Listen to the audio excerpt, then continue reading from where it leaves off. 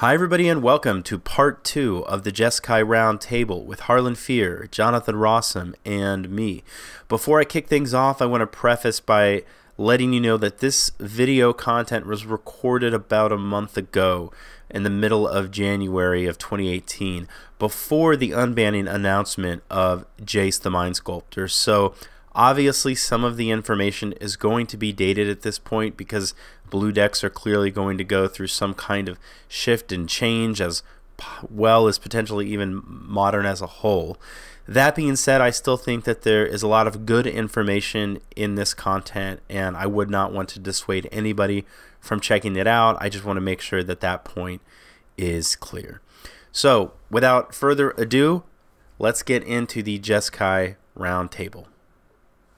Hi everybody, Happy New Year, and welcome back to part 2 of a Jeskai Roundtable with Harlan and Jonathan Rosum.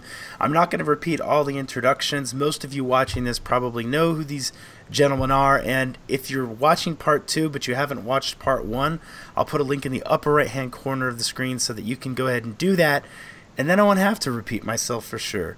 So I don't want to waste any time. I want to make sure that we get through all of the questions that all of you submitted. So if it's all right with you, Harlan and Jonathan, let's just jump in. Okay, so this question comes from That Kills People, and I'm pretty sure this was on my YouTube channel. He said, my shop is... Oh, and let me just also mention that I think we partially answered this question last time, and this is where we ended, but we'll just go back through it. So he said, my shop has been infested with BGX, along with collected company humans and the occasional blue X control deck. I was playing the 3-3 not cryptic split, but I win a large number of matches chaining cryptics while swinging with Geist, so I wanted to make room for a 4th cryptic. Since I noted many of my losses, especially against BGX decks, come from flooding out, I'm experimenting with cutting a colonnade for the last cryptic. You have an interesting solution here that I might try, but some discussion could be had on the numbers in the split. Additionally, how set are we on 24 lands? Are 4 colonnades essential? Do you think we need to guarantee cryptic coming online with Sulphur Falls, or Spire Bluff Canal an option if we think we need untapped lands in the first 2 turns? Finally, you mentioned finding room for perhaps Iganjo Castle. How about Desolate Lighthouse? I am personally a big fan of it.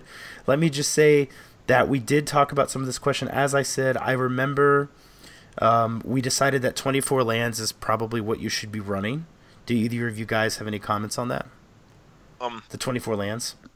No. I think 24 lands is like what you have to play in these well, especially in like the Jeskai Geist kind of deck is my opinion on it. However, I feel like my number of how many colonnades you should play has changed. I used to just want 4, but now I feel like I just want 3. I feel like there's still a lot of like, I feel like the format's still very hateful to Celestial Colonnade, and you never really get into a spot where you can activate it. That being said, I don't think you can have like Desolate Lighthouse or Iganjo Castle in your deck, and I'm not even sure what the 24th land would be over that. Like, I was considering, like, I don't know, like an Arid Mesa. That doesn't sound very appealing. I also tried Field of Ruin, which was like okay. Ghost Quarter was kind of bad. So like, I'm not really sure what the correct 24th land is, but I don't think it's the 4th colonnade.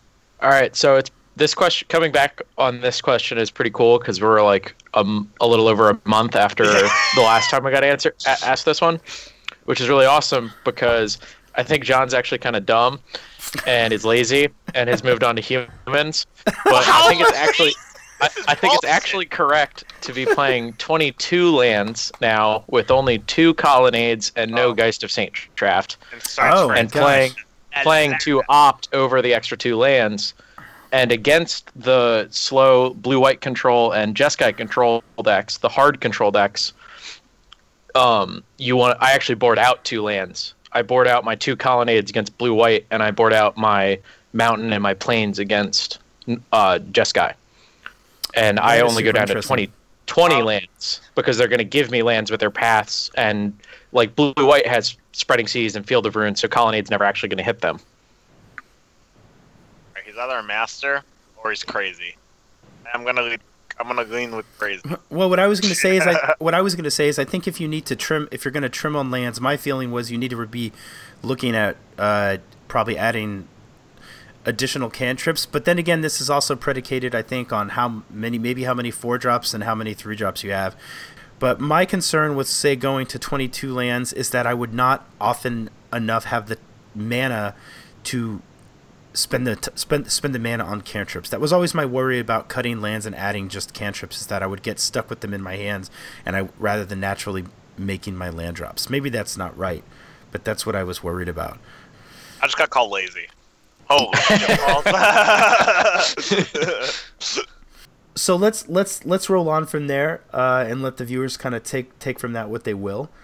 As far as somebody asking about Igancho Castle and Desolate Lighthouse, I just want to say that the old lists used to run them. I was a big fan of Igancho Castle, but when you started upping your number of logic knots and your number of cryptic commands, you just can't have too many like single mana sources that don't cast those spells. Okay, so I think we mostly answered that question. I want to hear about this list, Harlan's, though. So when we circle back to my list of questions, one of the things I had on there was Rattle Chain. So when we start talking about that stuff, let's talk about this 22 land business. Okay. Do you have Rattle Chains in this deck? Yeah, of course. Oh, Jesus. Yeah, because why would I not? Yeah, we gotta talk about that. But we're gonna come back to it. Patience, everybody. Christian Becerra asks, how do they come to the conclusion that X card is bad for X matchup? When sideboarding, I usually struggle to figure out what cards to take out. Kind of a general Magic question.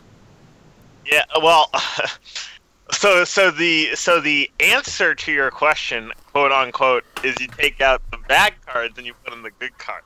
However, wiser words have never been spoken. Yeah. However, I will say that figuring out you have to figure out what is like impactful in certain matchups and what isn't. Usually, there's some cards in your deck that are just don't really fundamentally do a whole lot in the matchup, and that's usually the cards you take out, and there are cards obviously in sideboard yada yada yada that do. I'm trying to think of a good example. It's like you have a Dragon's Claw on your sideboard and you're playing against Burn. You board it in. You want to usually take out probably X amount of clunky cards just because the matchup usually doesn't go later. Because usually you have to identify your role in your certain matchups, and that really makes it easier to bring in certain cards. It's like when you're playing Jeskai and you want to be the control deck. Play the control deck. You board in your Supreme Verdict in some matchups. Because there's some matchups mid-range your matchups where you just don't want your verdict. So it's kind of like that. One example I would just give is it's a deck people are playing right now. Take Lantern Control. They don't have any creatures, so you can just look at those Path to Exiles and realize that they literally do nothing in the matchup, and you want to get them out of your deck. So yeah.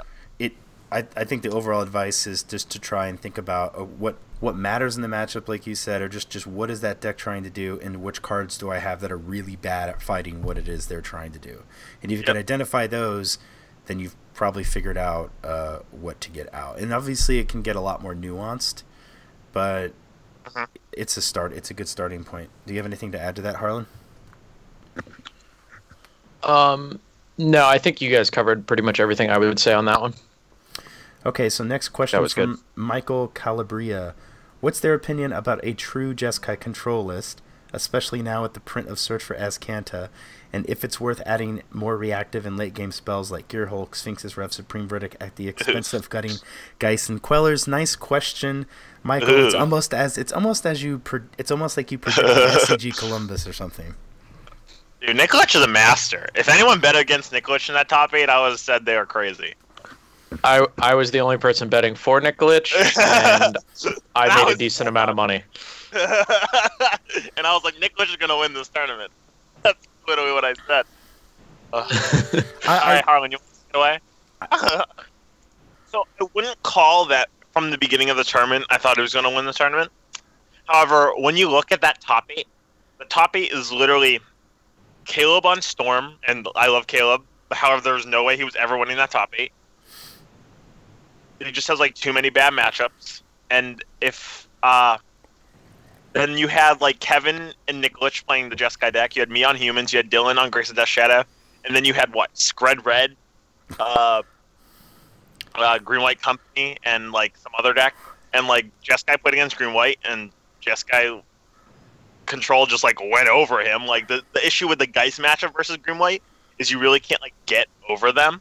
However, if you rewatch the video, like his hand just was like Torrential Gear Hulk, Secure the Waste, Nahiri, just like all these cards just go above your opponent, and like just how the top 4 pairings meshed together. It was like Storm versus Jeskai control, which I thought was a bad matchup for hard Jeskai.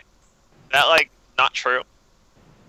I don't know if Harlan has a better answer for this case, but I feel like it's just like that Jeskai deck's just a lot clunkier Against Storm? against Storm. No, I think so. I think everyone has a flawed opinion about how to beat Storm, and I noticed that a lot with Cedric and Patrick Sullivan commentating all the matches. They were like, "Yeah, Storm is just so redundant and robust, and it's really hard to break it up." And it is if you attack it with discard spells, or if you try and give it a mix of like creature removal and counter spells and discard spells, like Death Shadow does. Like I think, like Storm can fight through that with pieces of the puzzle, but Death Shadow is still a little bit ahead. But the easiest way to actually just beat Storm is just have a wall of counter magic. They just can't beat it if you just leave up a wall of counter magic. The only times they even get close or do beat it is when they Giga Drouse you, and that's like they play Giga Drouse in their sideboard just to beat the decks that play a bunch of counter spells. Yeah, I've seen that. It's kind of like new tech for them, and it's extremely annoying. Yeah, you fight over the creature if you have a spell snare, or you just let them go in 3 or 4 cards and then counter something, and you basically just Ancestral Recalled.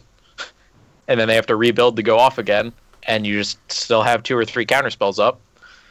I think and you Queller's just really kill them good with in the that Snapcaster matchup. Mage. I actually bored down on Queller because Queller is best as a 3-mana 2/3 with Flash than it really does many other things. Like the best things to tag with a spell Queller are like cantrips or like a creature.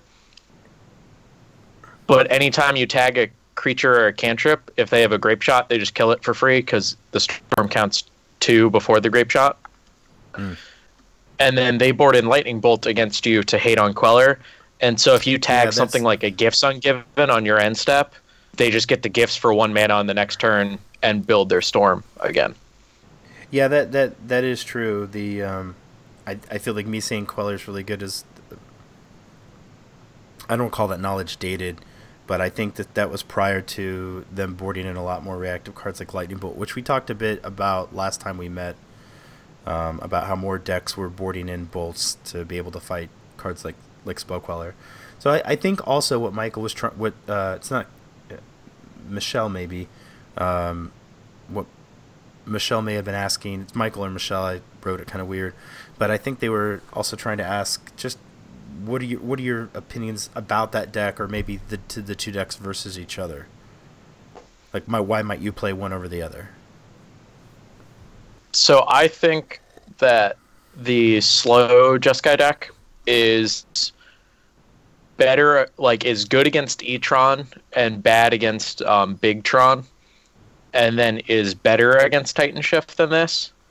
And then it has all the same, otherwise has like Dredge is unwinnable, and everything else is pretty much the same. And then you get into the mirrors where you have the Queller version versus the big Drago version. And as long as you can address that matchup by being a little leaner and being able to win the fights that matter instead of fighting over everything like they need to, you just need to win the fights that matter. Once you have addressed that matchup, I think the Queller version is still better in the metagame. So what the big Jeskai deck like has over is like obviously is like the powerful late game, because you're like playing Search for Azcanta, and then you have these I win cards in like Secure the Waste and Sphinx's Revelation. I know Sphinx's Revelation doesn't technically kill them, but Nikolic, I was talking to Nikolic quite a bit this past week, and he's like, yeah, whenever I reveal Sphinx's Revelation off Search for Azcanta, my opponent usually concedes. And I'm like, well, that's the way you do it.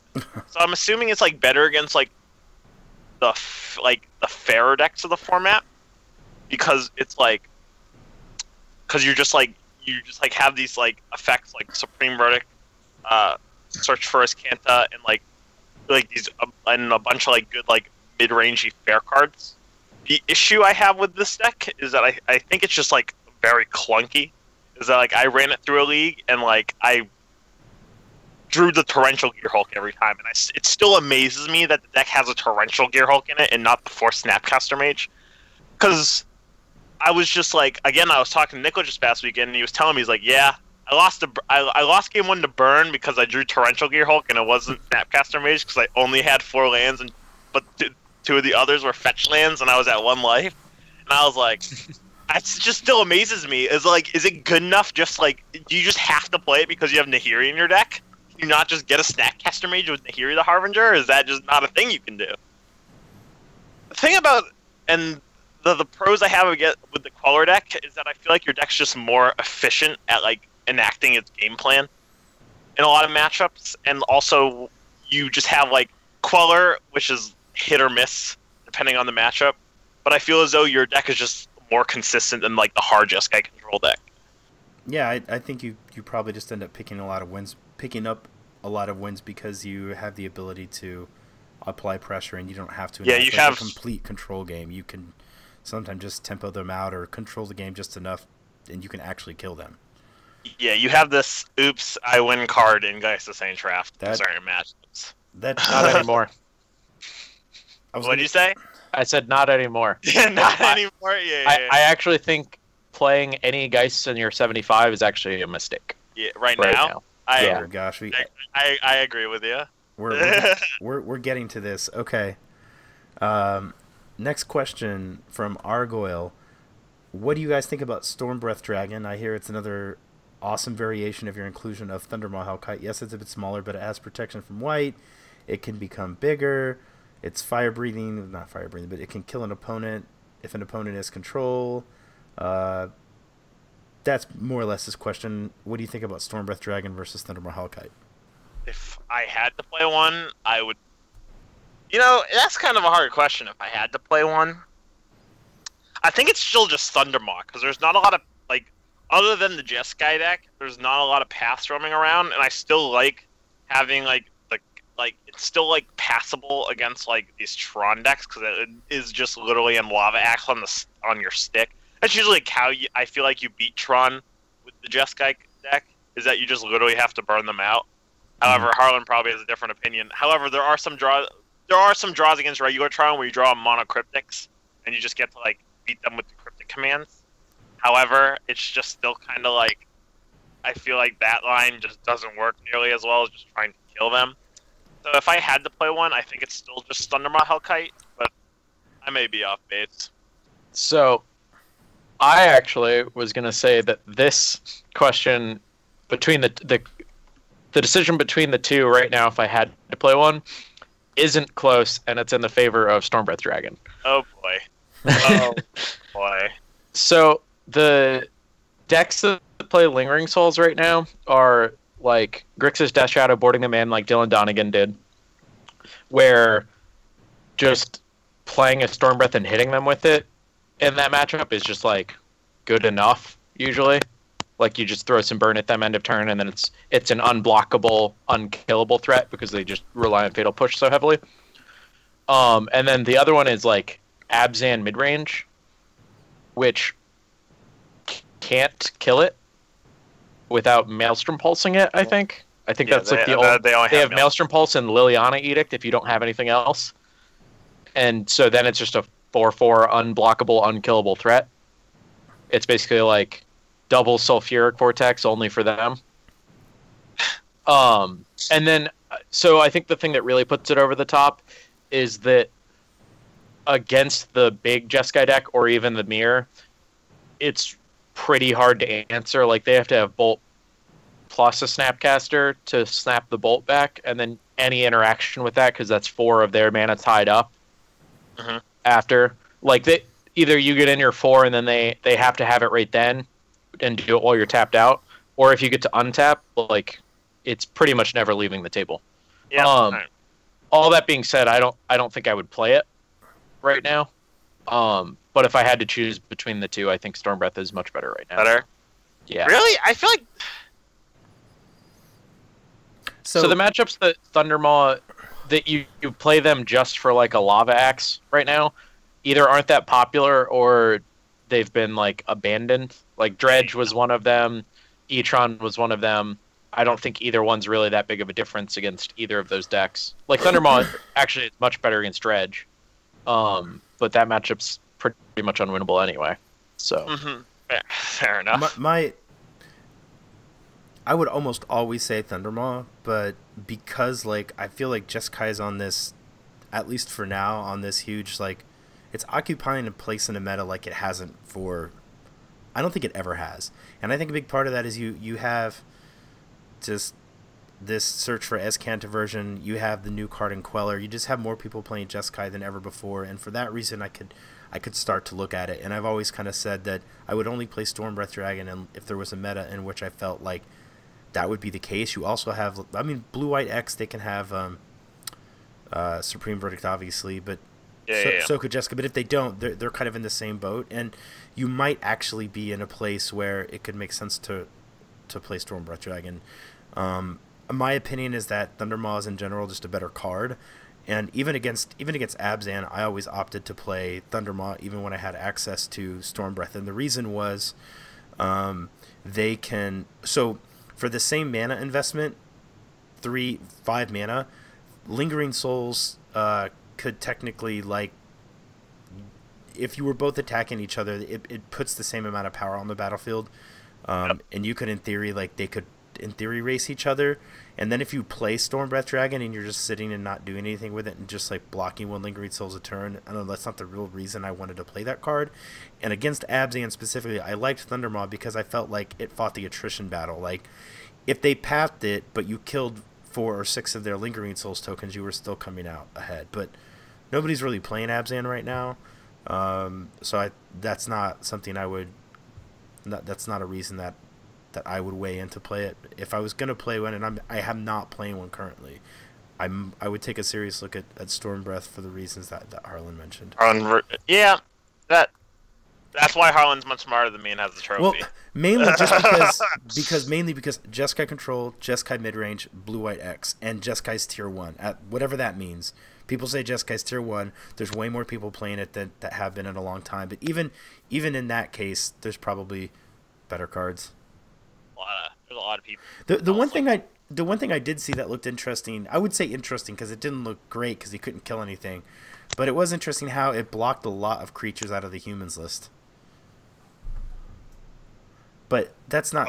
Stormbreath Dragon. Yeah, I wouldn't touch that card coming into the human matchup. Yeah, I can never beat that card. But I was gonna say, but that's not really why you don't play Stormbreath Dragon to be like, aha, look at my blocker. Yeah, True. I wouldn't touch it in the matchup. I think that card is yeah, it's like P and K. It's not for that matchup. Don't bother. I still think you're insane for not boarding in Pia. I don't. I actually think Pia's good. It's the same reason why I think Is a Staticaster is good against them. I mean, I don't think Staticaster is that good against them, but I think Staticaster is a little bit better. Better? You think it's a little bit better? The creature. So, Dark Confidant's the only one that basically changes that. Like, so Staticaster is better against Dark Confidant than PNK is, and then the other creature, 1 toughness creature that you're trying to kill is Noble Hierarch. Everything else isn't really 1 toughness because you don't have time to play the PNK and then also throw the Thopters. Fair enough. Okay. So since it's coming up, it is on my question, and I was also like, it's also P and Kira Nalar ties into like how the differences in which, and I don't know how you board Harlan, but how Jonathan wrote how he boards in the Death Shadow matchup. But since we're talking about it, I also wanted to sort of talk about Pia and Kieran Nalar independent of boarding and whatnot. But let me start by saying like my impression of that card could be completely colored by a time in which maybe it wasn't great. But when I tested Pia and Kieran, and this was some time ago, I was just not impressed because I felt like the matchups where it shined were already like kind of fine, And then the matchups where you wanted it, like the grindier matchups, or you wanted it to sort of be like a value play, it was just like, eh. I can't tell you how many times against Jund I played Pia and Kira Nalar into like a Tarmogoyf. They would like untap, bolt the body, and attack me with a Goyf, and I was like, this card sucks. And so it could be just because like I have a bad impression from a bad time, but I kind of still am like, I want to know why you guys think that card is so good, because yeah, it's great against Affinity, but that we don't really like need to play for that. And you know, I can see it against humans if it kind of comes down and their creatures are still little, or to kill their little guys. But then you also are like a deck full of burn spells. So like, what is the draw to Pia and Kira Nalar that I'm missing? So specifically in that game you mentioned with the Tarmogoyf where they bolted the PNK and then you have 2 Thopters, I can't think of a card that does a better job there. Where I play it, they kill part of it, I have the option of blocking their like 4/5 or 5/6, and then still having a body to protect something from a Liliana, or like pressure them after I kill the Goyf, or just fog another turn. You know, because like I have a better late game and I just want to build to that. Like I can't think of a card that does much better there. You know. Yeah. The thing about Pia is it's very efficient at what it does. Like, you're playing it as, like, literally, as Harlan says, it's literally a 2/2 that makes the 2 Thopters. However, these 2 Thopters are going to, like, literally pull their weight in the game. They're either going to buy you the time you need to, like, find, like something like a Cryptic Command, or they're just... I've literally won games, like, flat out with just Pia because I killed 3 creatures with it. It was literally just a 3-for-1 on a stick. Yeah, so the reason I've always really enjoyed Pia and Kira Nalar is it's what I would call a sticky threat, where it's like not a terribly large mana sink. Like 4 mana is so much cheaper than 5 in this format, especially in Mirrors. So it's something that you can realistically actually resolve in pretty much any matchup. And when it comes into play, it is so incredibly hard to clean up entirely, or even stay even on value cleaning it up. Right? Like it's so hard to get rid of each piece of this and not fall behind on cards. And then even if they do that, they're usually behind. And if they don't, it's still a card that can completely take over the game on its own for 4 mana. It won't snowball a game as hard as like a Planeswalker, like a Gideon ally of Zendikar, but it's also significantly harder to deal with than the Gideon. And Harlan also hates Elspeth Sun's Champion. You know that. I don't hate Elspeth Sun's Champion. I actually think Elspeth is fantastic if you play like a Search for Azcanta build. Yeah, because you have an additional mana. You have the additional mana from the Azcanta, and it gives you a huge Haymaker threat that you can find with the Azcanta. You can totally play Elspeth with 24 lands and 4 Serum Visions. You meet the mana requirements. I've been told I'm very wrong when I agree with you. However, mathematically, I think it's probably fine. You're already getting to 6 mana to activate Celestial Colonnade. You're already a deck with 24 lands. Each Serum Visions you can count as more than a regular cantrip. A regular cantrip is 0.25, 25% of a land, but then you have I would count a Serum Visions as half a land. So you end up at 26. I did ask Frank Karsten on Twitter, and I don't have it in front of me right now, but you can definitely count it as more than 25%. Yeah. I don't think it was quite half, but okay. But so the thing is, we meet the minimum requirement, right? We're right at the minimum requirement to play a 6 mana Planeswalker. The matchups where you want it, they are interacting with your mana specifically, and then they're also attacking your hand, all these things, and it becomes... You're not wrong. You're not wrong about that. So the matchups where I really like it is like Grixis Death Shadow, where they're attacking my hand and they have Summer Denial. So the bare minimum, I have to either get that out of their hand first, so I need something else going on, or I need to play it with 7 mana and have them not have a 4-power creature in play. Against like Jund or Abzan, they are boarding in Fulminator Mages and have discard. Or against like the Green-White Company deck, they're just ghost quartering me into the ground. right? Like, No, I feel you're right about the you admiral, actually 'cause when that deck was tier we're 1 at like the years ago, minimum. that was an issue. Like you drew it early and they thought seized it away, or it was always like, oh god, they have the stupid fulminator range back to 5 lands and it sits in your hand while you're trying to get it. I mean, what you're saying is definitely not wrong. Yeah, I also think that having the Elspeth is great to like feign being a big Jeskai control deck, but it's the only card that empowers you to do that, right? Post board, your deck is a bunch of 2-for-1s, but Elspeth is really the only big, huge card that can take over a game all by itself. Otherwise, you're just trying to still nickel and dime them. So, like, you're building for this thing that you're building into this game plan that revolves completely around this one card. And if you either miss that card or it gets answered, you're now into a game plan that you can't fully support after this. And if you don't get to that game plan in the first place, and that's what you're trying to do, that's bad too. Sure. So that's why I moved away from the Elspeth and into the 2 P&Ks, because they do. I mean, it's that card's like 4 mana for 1 Elspeth activation, right? But a little bit better than that. Yeah, I'd say it's slightly better than that. You said something there that I certainly won't argue with, and that was I can't think of a card that's better at doing what it does at 4 mana. And I think, just going back to my position on it, what was getting cut for it were sort of there's always like some slot 6 drops. Yeah, it was like an Elspeth. There's always like some slot in my deck. There was always some slots on my 75 when I'm playing Jeskai over the years that was sort of devoted to, like, even if GBX isn't popular, we'll just call it the GBX matchup, like your grindy card, like your haymaker card. Yeah. And so when you're dropping down, say, from, I know he's not popular now, but when you're dropping, say, Karanos for P and Cuban Nalar, we'll say Karanos because there was a time when he was okay. Yeah, it's Winter Twin versus Jund days. It did kind of feel like, well, this card isn't as good.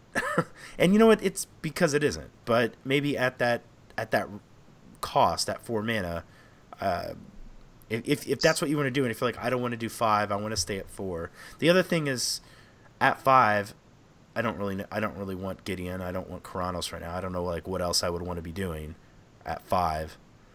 Yeah, I think the 2 slots are 4 and 6 right now. I'm actually playing a Karanos in the board of the gamer deck. The 2 chains Jeskai deck. Oh my! With 2 PN Karens. And 22 lands? Yeah. Well, you have 6 cantrips. Oh, yeah, that's right. Okay. Yeah. Also, you're getting pathed a lot right now. Okay. But, so the another thing that I have always subscribed to in Modern that a lot of people disagree with. So a lot of people really like to have really powerful end-the-game sideboard cards, right? Mm-hmm. They really like their Stony Silences and their Crumble to Dusts. I absolutely hate both of those cards because they're not...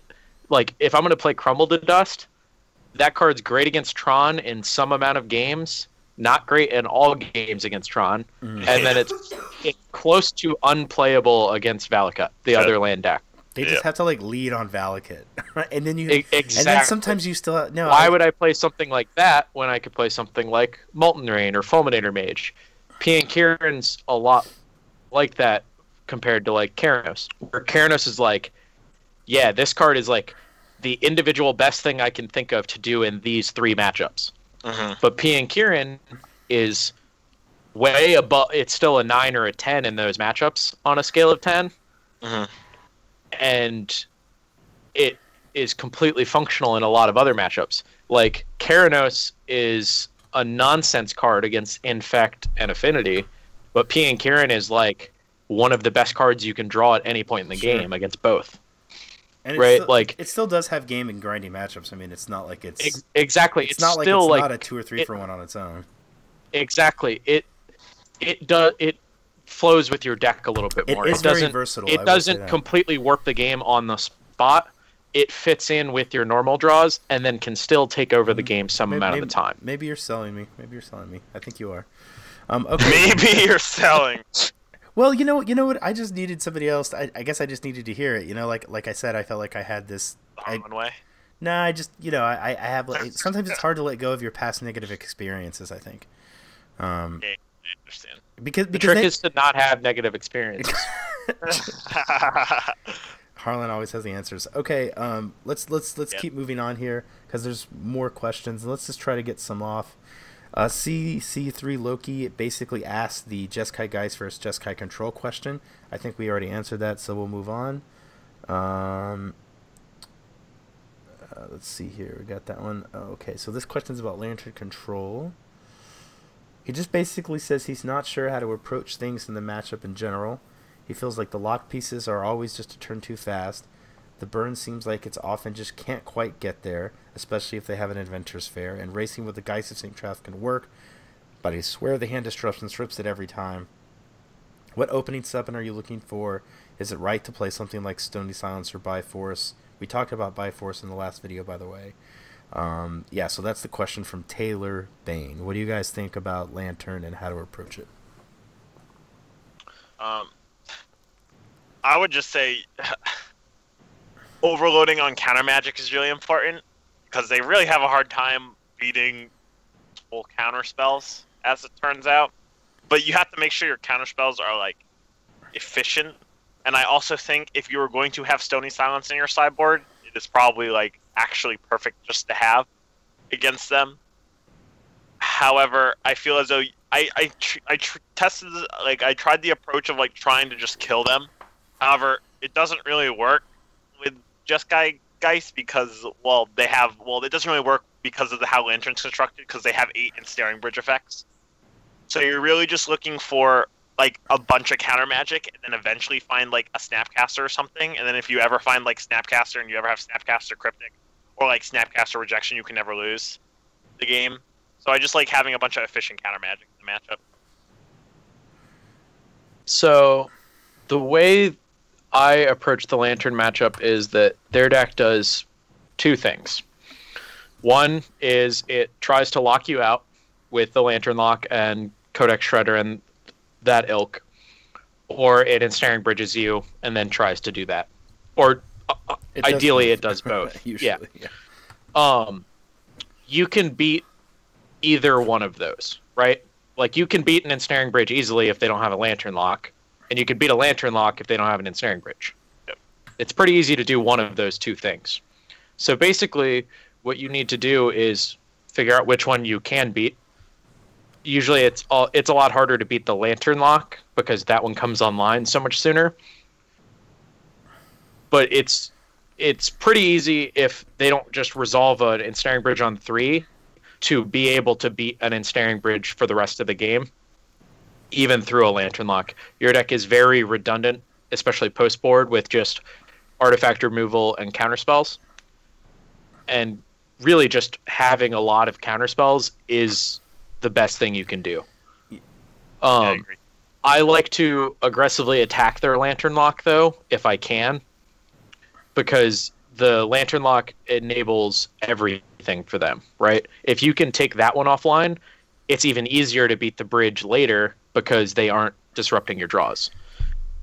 You know what actually is totally it's happened to me twice now in some testing I've been doing. This next question, what I'm going to say leads into the next question, and the next question is about Search for Escanta, and I'll go back and then also say that I've been fooling. I don't know if it's good enough, but I've been in my Jeskai decks. I've been trying the Jeskai Geist decks. I was trying 1 Search main, and I know it's not exactly on plan, but 1 Search side, mostly because I feel like I don't have room in either place for 2, and I don't want to start with. I don't have enough from 2 in the side, and I don't necessarily want to start with 2 in the main. I know I don't. Yep. And I'm trying to answer the question of myself. I'm trying to really come to the answer. Is it good enough just inherently on its own to just like throw a couple of copies in the 75 and Jeskai Geist and just be like, it's good enough in enough places where that's fine? But Search for Escanta is really good against Lantern because they can't interact with the scry. Like if they know what's on top and you just choose to like put it on the bottom, you draw the next card. And then also if you're activating Search for Escanta, then like they can't interact with like you looking at the top 4 cards and picking what you want. Yeah. That card is pretty good against them. Yeah, the only issue with search is that if you ever flip in, they ever find a pitting needle. That's kind of the only issue. Yeah, no, actually, that did come up in one of my games as well. That actually isn't that bad because they oftentimes play 2 searches in their board also against so it also these shuts Jeskai down decks. True as well. Yeah, they board it in against you as well, so that they can keep up on cards. Yeah, so it's not like the worst, but it is something to be aware of. That is something that can happen. So that leads us to Eric Burns' question, which would be: is search for Escanta good enough for Jeskai tempo decks with Geist currently in Modern? I think it's good enough. However, I don't think you can play. I don't think you can play it with Geist the same draft. Yeah, I think you can play it in a Queller build, but I think it has to be in the Geist slots. I don't think you can have it all, because making room for the enchantments and all the creatures means your spell slots are way tighter. And I think if you're playing Search for Azcanta, you need to fit in a few more unique spells in your main deck. Like, I wouldn't play Search for Azcanta in the main deck of a Jeskai deck without a Secure the Wastes right now. Okay. You have to have at least one proactive thing defined with it. Yep. That makes sense. Or just, yes, something that you can find that will either help you end the game. Otherwise, like... Yeah. Because that's that first deck you posted, Jonathan, that I played. It just felt like I was just outside of the burn. It just sort of felt like I was just searching. Oh, which one? Searching for the one where I searched for literal burn spells. Well, I played a list that you 5-0'd with, and then I just felt like I was searching and searching and searching, but I was like, I can't find a way to win the game outside. I want to like I Wait, just is wanted. that the list I had 2 Elspeth? That's the list I had 2 Elspeth. Right? No, I don't think so. I only have 1. I think I had 1. Yeah, I think it was 1. I had 1 this time. But anyway, okay, yeah. So that's interesting. That leads me to. Well, you know what? Let's finish the questions. I was going to ask one of my questions about the Geist stuff, but it's sort of that's like one big conversation that I think we'll be able to knock it all out with. So Jason Wu wants to know, if Eldrazi Tron is such a horrible matchup and we are going to forego sideboard sort, then how can we play this matchup when we get paired with it? And what kind of sideboard cards are at least relevant against it if we are not running things like Ceremonious Rejections? Secondly, I noticed that some Japanese lists play a one of things like Runechanter's Pike. What do they think are some of these spicy flex cards that Jeskai can deploy in this current meta? So he's basically saying, like, all right, if we're going to give up on the Eldrazi Tron matchup, fine, but how can we play the matchup if we get paired for it, and at least what sideboard cards are at least relevant? And then he wants to know if you have any other spicy one-ofs and maybe what you think of Runechanter's Pike. So Runechanter's Pike's a good one. That one's actually like quite good because it's hard for them to interact with. They don't actually have they rely on All Is Dust to deal with non-creature permanents, and Runechanter's Pike obviously is colorless, so I actually like that one a lot. It also gives First Strike, if I'm not mistaken, which lets your creatures be good blockers. So that actually might be the best one that I've actually come across. Thundermaw Hillkite has helped. The downside is anytime they just have a Dismember, it's not nearly as good, especially if they're not tapped out. You can't really play it for fear of Dismember. And if you really want a one-of that is only good in that matchup but helps that matchup a lot, Thalia Heretic Cathar is quite good. Oh boy. Yeah, all their lands enter tapped and all of their creatures enter tapped, and it first strikes the creature, so you can first strike them and then bolt them. Yeah. That card's really good, but that's the only matchup I can think of that it's actually even playable. So. What does she cost? 3? Yeah, she's 3 mana for a 3/2 first striker. Okay. Yep. Yeah, I think Runechanter's Pike is probably a better version of that card. Basically, I don't know that he was asking for Runechanter's Pike specifically in that matchup, but I do. It does sound at least. I think Runechanter's Pike actually is one of the best things I've come across. It sounds good in the matchup. Yeah, it's better than any of the stuff I've found. If you can if it's just out there and you're able to flash do something with the Snapcaster Mage, end of their turn, untap, equip it to Snapcaster Mage. A Snapcaster Mage is like a 6/1 first strike. It's yeah, like, there's awesome. not many other matchups I can think of for Runechainer's Pike also, other than Eldrazi Tron. So I would assume and also Eldrazi Tron is incredibly popular in Japan. Eldrazi decks in general just are. Every Legacy GP you look at, Eldrazi is the most popular deck on day 2 by a lot. Really? Oh yeah. It's like it eclipses second place. It's like more than second and third put together, I think, usually. Impressive. Did you have anything on that one, Jonathan? No, I think he pretty much wrapped it up perfectly. Of like, the issue with the Eldrazi-Tron matchup is really bad, and you have to like try to steal games. Like that's how I feel like I win the most, is by trying to like cheese them with Geist of Saint Traft. Like the best way I found of doing it. That's actually how I've. Me too. Yeah, you just have to like cheese them.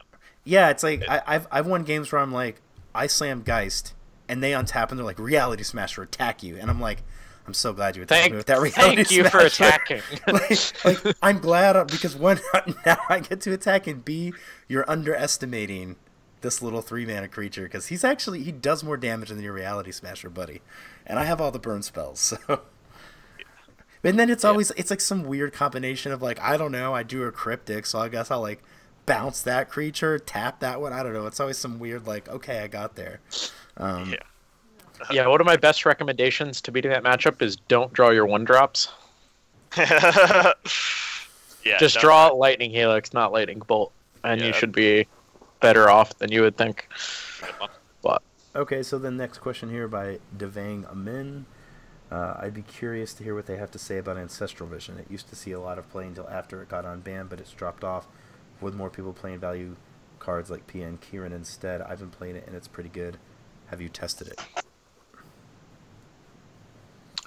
So Ancestral Vision, I think, is one of those cards. I get into this conversation a lot when people ask me about Temur decks, because everyone really likes Tireless Tracker. I really like Tireless Tracker. But the way I view those kind of like mid-rangey haymaker threats, the card advantage cards for these matchups, for Modern in general, they fall into 2 camps that you can divide them into. Good against green-black, like rock decks, and then good against those decks plus blue decks. Tireless Tracker is one of those green-black X decks cards, because the blue decks, you have to fight over something to get it into play usually.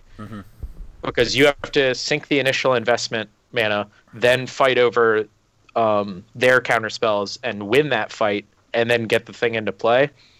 And like with Tracker, you want to leave as many fetch lands in play as possible and hold your land for the turn. And then you're down a mana that turn, plus you're going to have to crack the fetches to get it into play in the first place. And you're probably going to lose the fight because you're down a land for the turn. So it's a card that absolutely savages the Black-Green X matchup, because it's just a huge creature, draws a bunch of cards, takes over the game immediately. Unplayable in the blue matchup. I think Ancestral Vision is very similar, especially in these Queller decks, where it's insane against Black-Green X decks, and against blue decks, okay, it comes off suspend in my upkeep, they choose to fight over it. All right, I have a choice. Do I fight back? Probably, because I probably don't have any of those mid-range haymakers, because Ancestral Vision already took those slots out of my sideboard.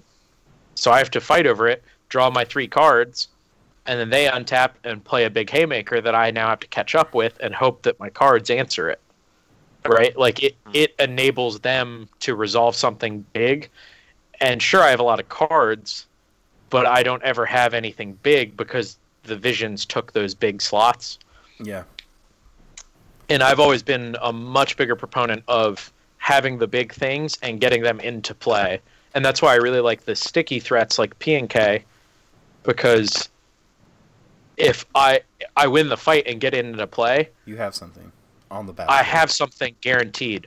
It's like they have to verdict and tap out is the cleanest way to answer it, and then I get to do something again. because they had to invest 4 mana on their main phase. I think you summed that up perfectly.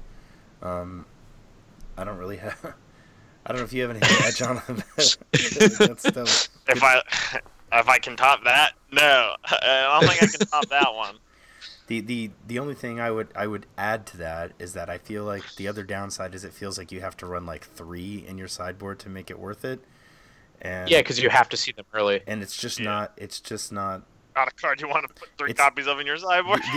No, the only time it could be worth it if it's one of those if it's some weird meta where you're like Jund is tier 1 and Abzan is tier 2. In that case, I could be like, all right, I could run 3 in the sideboard because I'm going to bring him in a lot. But yeah, nice job, Harlan. Okay, so Andra, nice job, Harlan. that was just like I really was like, yeah, that's all right, yeah. Like that's always good. Yeah. Anyway, go ahead. One other thing I can add about Visions is I think Search Razcanta does the same job and a much similar effect, but it's a really low investment to get into play. That being said, I am not really that big of a fan of Search in the sideboard because against those black-green decks, they're boarding in things like Fulminator Mage against you. So you're like paying 2 mana for an enchantment that just looks at the top card, like lets you scry one every upkeep. And against like blue-white control, they have all those Field of Runes, which is why I'm cutting my Colonnades. It's because my non-basic lands already aren't good. Yeah, it's funny. It's funny you mentioned that. I had Search. My last league, I played Nikolich's list and managed to go. This is the worst league I've had in a while, but I managed to go an incredible 1-4. And of course, I was one I recorded, so it was out there for everybody to see. But one thing I noticed between that league and then another league I played was that there were some matchups where it felt like, God, this Search is just better as an, like you said, as an enchantment because everybody has all this land destruction. If I flip it, it's going to do nothing. Or like I'll get like an activation out of it. That's one thing I think I can take advantage of now that everyone's like, yeah, I'm prepped for big Jeskai, is if you play smaller Jeskai, they aren't equipped to deal with your low-end game, your like trickiness, right? Like they're like prepared to be in this big gruesome slog, and then you can just pick them apart. Okay. Because you just won't ever flood, right? That's the whole point of having less lands now, and that's why I board down to 20 against the control mirrors, is I still have enough between the 20 lands and my cantrips to hit my land drops, but at a certain point, they draw an extra land or two, and I draw a cantrip or just another spell, and then I'm up virtual cards because they have big expensive cards that they need all their mana to cast it and fight, where all of my cards are way more efficient and I don't need as much mana to operate. I still need 5 to 7, but if I start drawing up to like 10, that's really bad for me in those matchups. But against the like black-green X decks, I can still go all the way up with 22 and the additional cantrips. Okay, so let's move on to the next question. Now, this is from Richard Anthony de los Santos, and he actually asked like 7 questions in a row. So let's do our best to just kind of get. We're not going to talk about them. Let's just get straight answers and then move on, because there's only after him. There's like 5 or 6 questions left. So basically, number 1 from Richard, and they seem like relevant questions that other people would want to hear too. And I think some of them we already answered, and those will skip. So number 1, in what matchups do you normally side out Quellers? Harlan, go. Less than I used to, but still a few of them. I can't really think of them off the top of my head anymore. Yeah, now that I'm playing Rattle Chains, I like it a lot more in a lot of the fair matchups. But if you're not playing Rattle Chains, a lot of removal heavy matchups, I board it out. Harlan said. Fair enough. Number 2, how many Geists are you currently running in your list? 0. If I were playing Jeskai, I would probably play 0. Does one Vendilion Click... Is one Vendilion Click good in your main board? I currently have one. I like 2 in the 75 total. Preferably not 2 main. Yeah, I like 1-1. If Geist is a good finisher in the deck... and if you side him out, what card do you normally put in his place? Depends on the matchup and what's in my sideboard. Yeah, I guess the easiest answer is like, I guess in like grinding matchups you would like replace Geist with like P and Kieran R. Number 6, does Karanos, God of Storms, have a place in your sideboard? I think it's too clunky.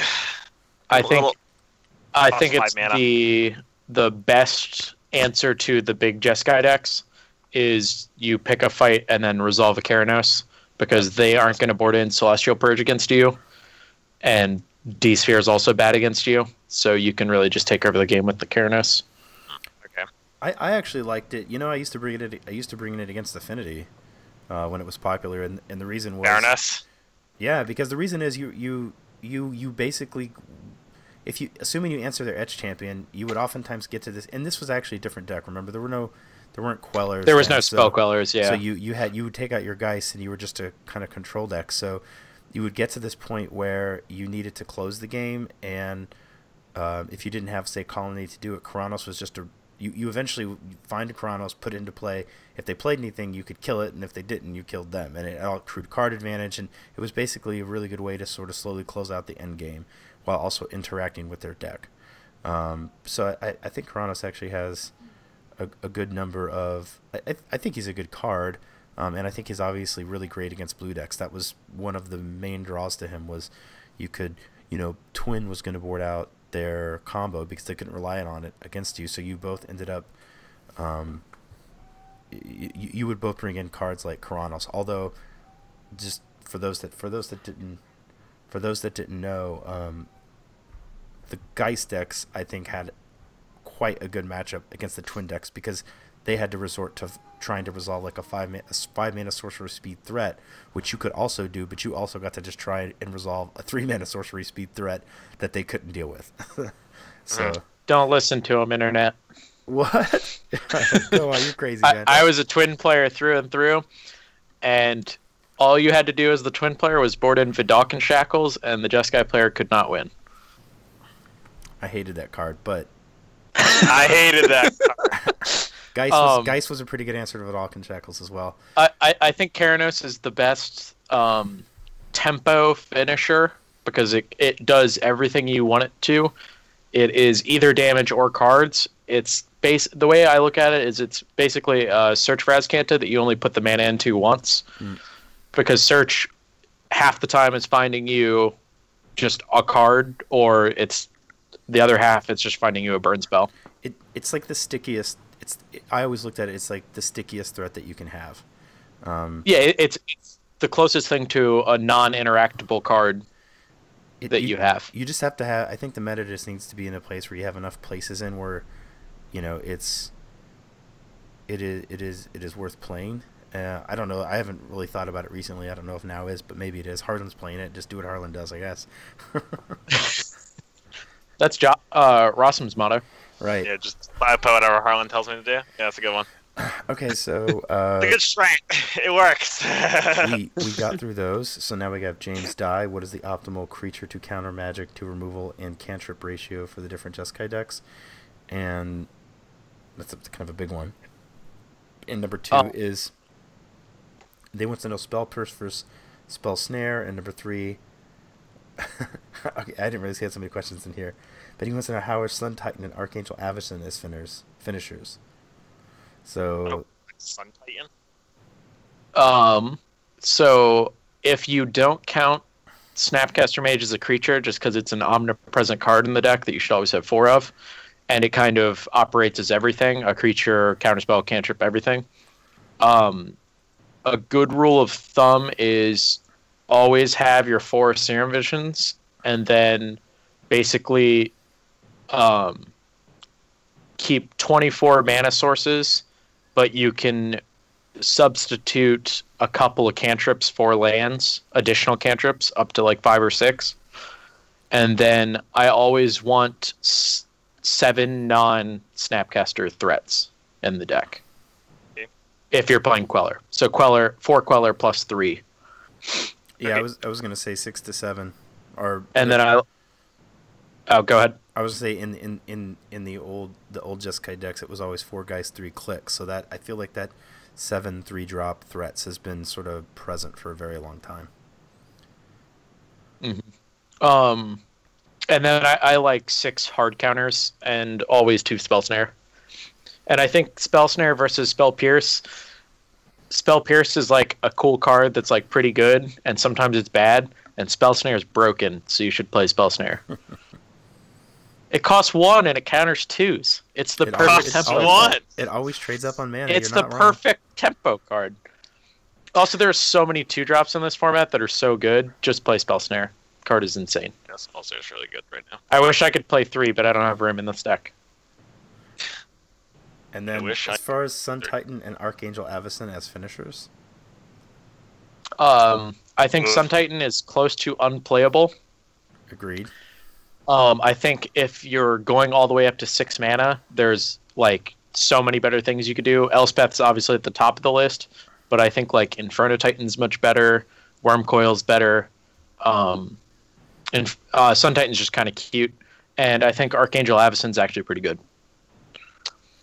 I played Archangel Avacyn. I think I played entirely with one in the 75 and never cast it the last time I tried it. But if you had cast it, you would have won, I bet. In theory, I like the way that it interacts with it's kind of doing what your rattle chains are doing with the spell quellers with upside, in that it can provide, or it sort of does kind of what Resto did as well, in that like if they try to remove something, you get to sort of gain a little bit of card advantage by blinking their removal spell. Granted, Restoration Angel and Queller don't work in the same way, but if they're like, okay, I'll Fatal Push your spell queller or whatever the heck it is, and you can make it indestructible with Avacyn, that's kind of cool with some potential upside later. Alright, next question is from the other Lego guy. You should ask about spell queller, most notably when it should be sided out. There's a lot of disagreement in that regard. I think we kind of talked about that. I still haven't decided exactly when I bring it out, because there are some matchups when I'm like, oh, they have removal. A lot of removal. I want to take out some of the quellers, but then I sometimes like, well, but I also don't want to cut my threats. So yeah. Well, it really depends on how your sideboard's configured. Yeah. Because like I think it's like when you play a lot of the deck and like you like have like other like threats, quote unquote, in your sideboard, or you have other like reactive spells, that it gets a lot easier to cut like your quellers. Like like what Harlan said against Storm is that you have just like better spells, and it can be kind of clunky. So you just like rather just have like a more efficient way of like answering their spell than spell queller, because like there are some matches where spell queller is just like straight up clunky. That's my answer to that question. Okay. So then next question is from Anna the King. Looking at Jonathan's latest guide, I noticed he rarely sides out Cryptic Command. I'm curious which matchups he doesn't like Cryptic Command in. I love Cryptic Command. Harlan, I know Harlan's like, I will play 0 Cryptic Command if I could. That's Harlan. I never said that. No, Harlan's attitude on Cryptic Command is like, I will play 0. Well, he doesn't play 0. He plays like 2, which is effectively playing 0. Well, no, I currently have 3. I think the only sacred cow is Snapcaster Mage. All right, I do agree that Snapcaster Mage is like is 4 of galore. I will never play less than 4 Snapcaster Mage. Probably 4 Saber Visions too. I don't think you should cut that card. I think there are deck lists that you could play 4 Opt and 2 Serums. Yeah, I did play 4 Opt 2 Serums and like one of the 22 decks. I think you need to always have 4 of either the Opt or Serum. Yeah, exactly.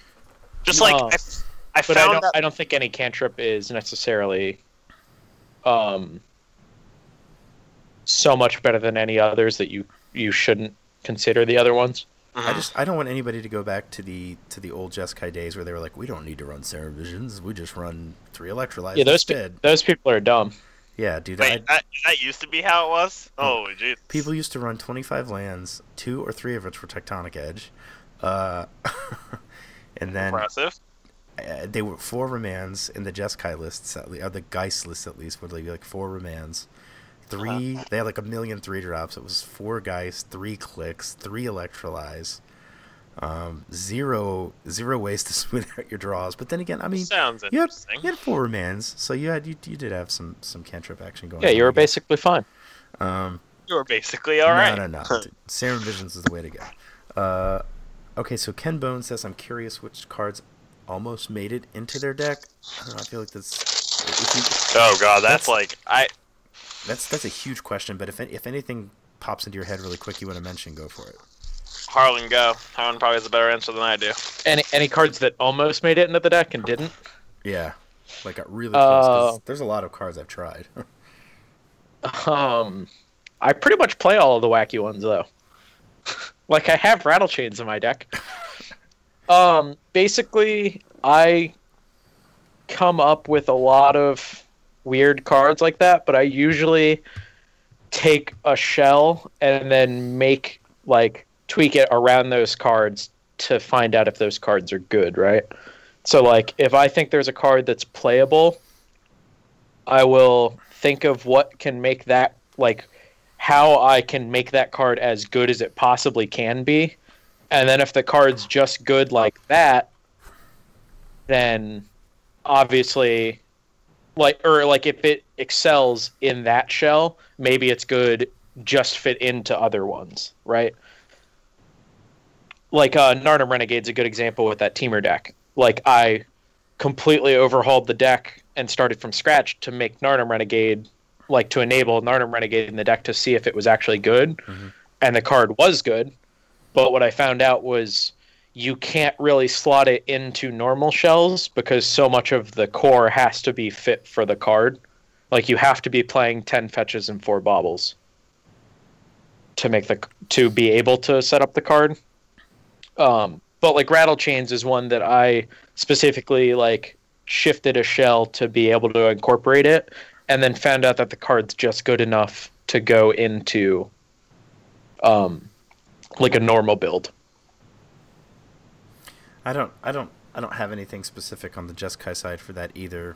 I wish I could still play Restoration Angel, but that's not like a secret techie thing. You can if you play Kiki Jiki. Well, yeah, but I think that deck's only. I think that deck is specifically tied to how good Wall of Omens and Restoration Angel are. I've tried it recently. I don't even think I would play Wall of Omens in the deck. I would just play it as just an excuse to play Remand. No, I would actually just play it as an excuse to play Remand. Well, if I'm gonna play one excuse to play Remand, I'd probably just play one of the Is It decks, Breach or Kiki, whatever. Yeah. Okay, so let's move on. We just got 2 more. Could you ask them about good tech cards for both the main and sideboard? I don't know. I'm sure we've covered that somewhere along the way. That's such a huge, broad question. Good tech cards? Well, Harlan plays Rattle Chains. Dude, we're about to get to Rattle Chains. Yeah, Rattle Chains is the truth. That's all I got. Let me see. Okay, I can name a couple, and you got to remember, like, some people are also playing to their local meta. Yep. Good tech cards. Things that you don't see that often, but can be really useful.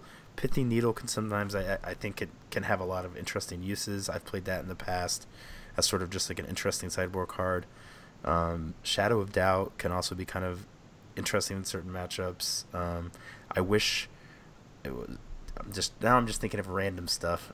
Sower of Temptation. Sower of Temptation's kind of cool. I actually think Sower's really good. I might actually play them in Dallas. Even though they had removal, Sower turned out to be really good against Abzan decks when they were playing Siege Rhino. Not to mention, once you played Sower, if you could untap and then bleak the thing that you stole with your Restoration Angel, they never got it back. Yeah, that's cool. One reason I want to play it is so Sower's actually one of the cards that's pretty good in the Eldrazi-Tron matchup. It's not like ideal. It's not very good against Thought-Knot Seer, for instance, but it's quite good against Reality Smasher. Mm-hmm. But against Grixis Shadow, Sower's like actually just insane. Because if you play it later in the game, if you play it later in the game, it's pretty hard for them to still have removal left over for it. Yeah, plus they're also and then if you draw it early game in hand and Yeah, their exactly. creature. And then if it's still earlier in the game, you just take their shadow when you're at 13 or higher and it dies. So it's just Flame Tongue Kabu that flies. Yeah, and It's you a get flying figures. Chupacabra. Yeah. Okay, last question from Patrick Schorberleitner. I would really like to hear what both of them think about Jeskai Delver. Something similar to a list that you played me a few weeks ago. The deck feels well positioned right now, but I haven't seen it for a long time. Has Delver fallen out of favor because of inconsistency he comes with, or was it the printing of Fatal Push, just too big of a hit? But with the printing of Opt, Young Pyromancer got way better, and Shell Spell Queller is a card that really fits the archetype. Shell Queller. He didn't say Spell Queller. So what do you guys think, Jeskai Delver? I know Jesse Hefner played Jeskai Delver at the last Invitational, and he said it was good, but it looked like a hot pile of garbage, which, to be fair, most of my decks do also. I think it's possible to make it good, but the issue with Jeskai specifically is you're kind of naturally playing a little bit longer of a game than, say, Grixis, which is the or Blue-Red, the two natural homes for Delver, because you're giving your opponent additional resources with Path. Mm-hmm. So you're kind of enabling your opponent to play the game a little bit better, which naturally makes the game go a little bit longer, which is not what Delver specifically wants. Okay, guys, I had to take a quick break. I know it didn't look like it to you, so we're going to get geared back up here. The last thing we were talking about was Jeskai Delver.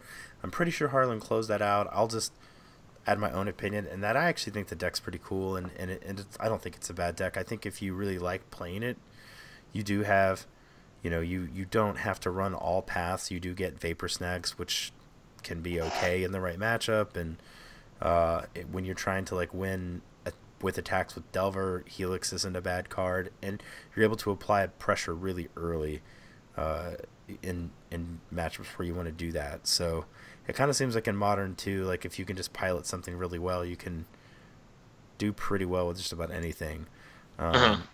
So if you like, and I would also just give a shout out to a guy named Kurd Bros over in MTG Salvation. He's a big proponent of Jeskai Delver, and him and his guys over there put a lot of effort into the deck. So if it's something you're interested, go and check that out.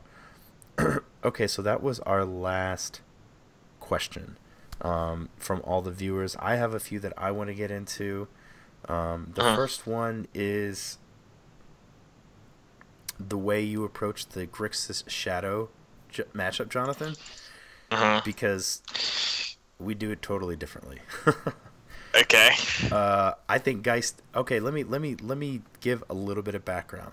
And the reason I'm giving a bit of background because there is a tiny bit of weakness that I'm totally aware of what it is, but the way I approached the Grixis Shadow matchup is the way that I approached the Grixis Delver matchup when that was kind of a deck, in that counter spells didn't really matter that much except for Dispel, because they weren't really going to kill you any other way than their creatures, and so all you wanted to do was just have a lot of removal and then really efficient counters like Dispel to make sure that you could get them through, and you'd eventually just play a Geist of St. Traft, and while you have removal spells for their creatures, they don't have a removal spell for your creature, and you're going to kill them with Geist. And it was okay to take some hits from, say, Delver, because he was only hitting you for 3. Now, that's how basically I approached the Grixis Shadow matchup, but it is a little bit different because there are times in which if they resolve, say, a Death Shadow and it's huge, you don't have a lot of time. You're gonna have to kill it right away. So that's one area where it's different. But I cut cards like Cryptic Command in that matchup, whereas I saw you didn't, because I feel like they're a liability. Because the only time that you're ever gonna be able to resolve it is if they're empty-handed and they're trying to resolve a creature, and or maybe if they have one and you just happen to have gotten to this really late game, and maybe that's what you're going. It looks like that's what you're going for, because I saw that you're bringing in your PN Kieran Delars and whatnot. But for me, I was just no, I did the same thing, which is I just want to bring in, I cut my Cryptic Commands because I felt like they're a liability in the face of their what's that counter spell called again? Not Stubborn Denial. The 1 mana blue counter. Stubborn Denial. Oh, yeah, okay. I always get Disdainful Stroke and Stubborn Denial confused. Yeah, I knew that's the exact card you were thinking of. Always was get Disdainful confused. Stroke, yeah. So basically, I feel like, because the reality is you're going you're sometimes going to draw that cryptic command when you don't want it, and you're going to have it when they have a Stubborn Denial, and it's going to be bad. And so I just bring, like, I want to have a bunch of Dispels and cheap stuff, and then just bring in a bunch of removal and keep in some of the Burn and Geist, and just, like, answer their first couple of threats, play Geist, and just try to win from there. So that's kind of like how I approach it. The issue with that strat is that I don't think it. I find it really hard to cheese good Death Shadow players out with Geist to Saint Draft. Kind of my issue. Mm-hmm. I just don't think you ever get the board in a spot where you can reliably, cheese them out. And I feel like I think you can play a much better Jeskai control game. Because, when I board into P and Kira and I have the Supreme Verdict, I just board in these expensive spells because I want to tax their Stubborn Denials. So I just want to tax them as much as humanly possible, while also just reacting to what they do, because I don't want to be the one trying to kill them. Because whenever I play Geist Saint Draft, I literally just die the turn after because I play Geist Saint Draft. Just block with it. I don't like blocking. I don't put Geist Saint Draft in the deck to block. Can't take them with you, Jonathan. I just don't think you can reliably kill them with it. It's kind of my issue. I think you can. I think Death Shadow's really scary. I think the Gurmag Angler, obviously it's scary, but it's way less scary. I understand.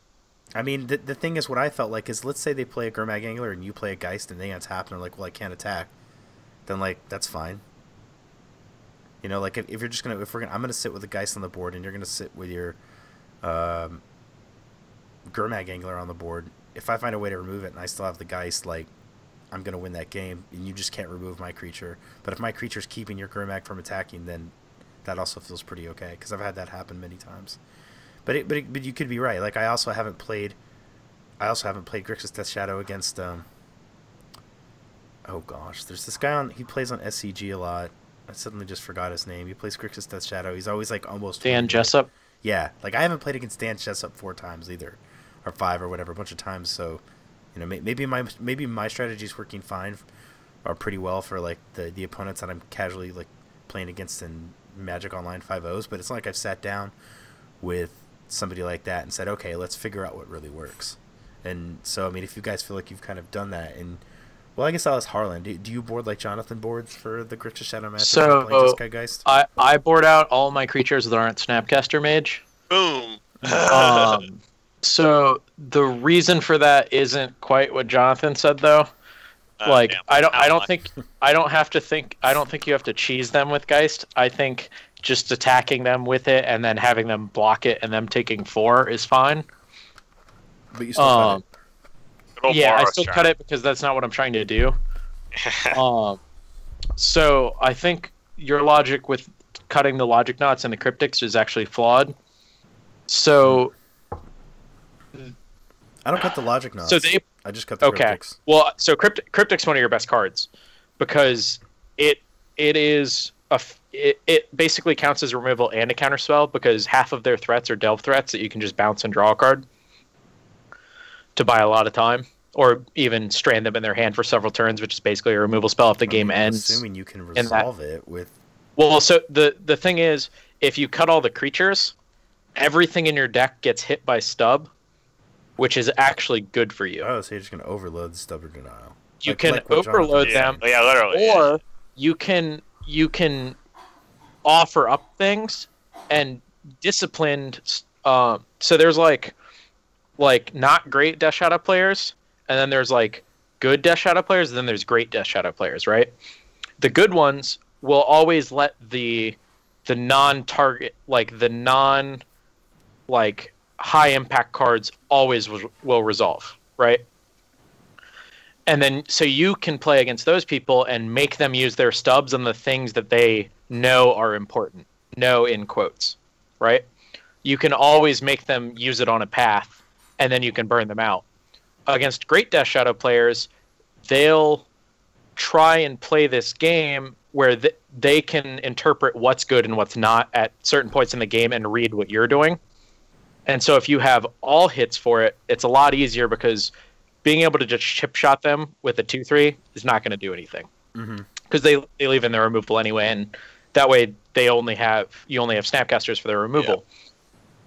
But anytime there's not a creature in play and you cast a Cryptic on 5 mana on a Death Shadow, Stubborn Denial is a nonsense card that they shouldn't even have in their deck in that case, right? Sure. It's half of a Spell Pierce, which isn't a good card in the matchup anyway.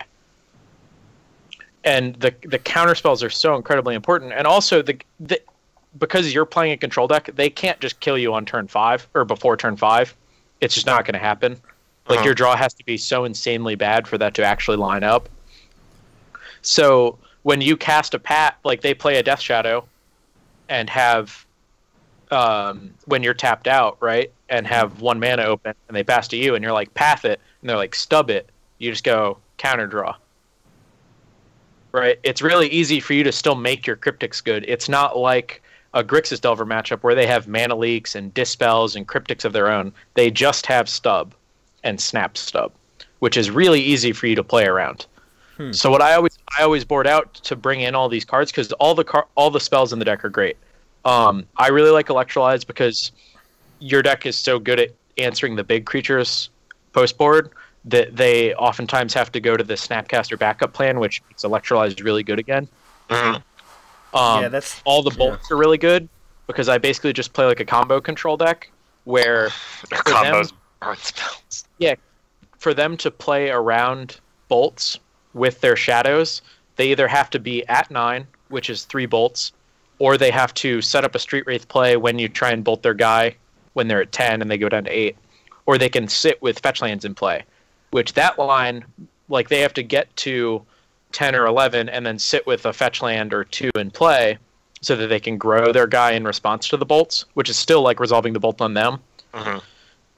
But that slows down the game, them having to do that, because they still need some amount of mana before that to be able to cast cantrips and such. Yep.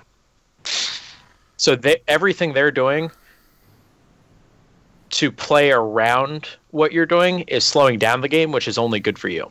I agree. Yeah, and all I want to do is sit there and play a long game, and then as soon as I get ahead on cards, which Cryptic Command is one of the best cards at doing that, is I just burn them out. Sure. No, I like this idea if you're cutting all the creatures and kind of committing to it more, because I think if you're in one area where I'm almost feeling like my strategy is I feel like what I'm saying is like I'm not committing to, like what you're doing is you're committing to this exact strategy, and you're saying like the way I'm going to beat Stubborn Denials, I'm going to have way more removal spells than they have Stubborn Denials, basically. And I think if you're bringing in a bunch of cards, you can do that, but it gets harder if you're leaving in the creatures and you don't have as many removal spells, I guess. Anyway, so okay, so that makes sense to me. And let me also preface to my viewers and then just to you guys, like my question was actually a question, not to say that I wasn't trying to argue that my point was right. It's just the point that I had. But I think going forward, I would try and change my strategy a bit. How do you feel about you, Harlan? How do you feel about Pia in that matchup? I'm not in love with it, but I think it does what you want it to do, which is it's a card they can't interact with on the stack. Yeah. So it just comes in and it creates a lot of bodies, and so if they have creatures or have a creature, because usually they don't have multiple against you, it's like 4 draws. Buys you a lot of time. Yeah, it buys you a lot of time. Unless they have Battle Rage. I guess unless that. I mean, if they have Battle Rage post board against you, you lose your 1 game to it, and then you can just play. It's pretty easy to play around that card. Sure. You just slow down a little bit. You just play a little more conservatively. Yeah. Also, like them trying to Battle Rage you out, like a 2 mana investment. Like they can't do it into open mana, because it's even more likely than you like killing their guy or countering the Battle Rage is you killing them in response because they tapped their mana. Because they're low enough to Battle Rage you, so they're low enough to be bolted out, which is basic. They want to stay out of bolt range. So I don't think they'll have Battle Rage, because they usually sit at like 8 or 9 most of the game. So their shadows aren't actually huge. I've always told people that they can leave one or both, at least one spell snare in. But I always leave one. One is the number I like. Yeah, I don't like drawing the second one, but Sure. if you draw one, it will be great at some point during the game. Yeah, plus I feel like the game ends up resolving around their Snapcaster mages later anyway, so that's kind of why I've always wanted to keep in one, and I guess Terminate can Snapcasters are theirs. Yeah. One thing that's hard to do with Pian Kirin is have enough control to not attack with it on an empty board. Because then they can play depending on the life total. Yeah. Your life total's at like 6, you're gonna attack with it. But if it's at like if they're like 11, it's probably better to just not do anything. There you go. Yep, I agree. Which is weird. But what are your opinions on both of your guys' opinion on Ruined Halo? I hate it. It was cute. It wasn't very good. I think it's good in the draw go build. Because that deck can just sit there and protect the Ruined Halo. But I don't like Ruined Halo in any of the matchups that it's for. I think you're already better off. It does seem like it has a lot of overlap in a lot of places. Like, say, even in Grixis Shadow, right? Like, you can play it and name any of those big creatures. Yeah, you just name Death Shadow, and then, I mean, it's fine. Yeah, but our deck is already good at doing that, right? Yeah. It wasn't very good in Syracuse. It's also not very easy to cast. Yeah, no. Yeah, double white's a real thing. Yeah. And also, having sorcery speed removal against them, I'm not really a huge fan of, either. Like, having to get...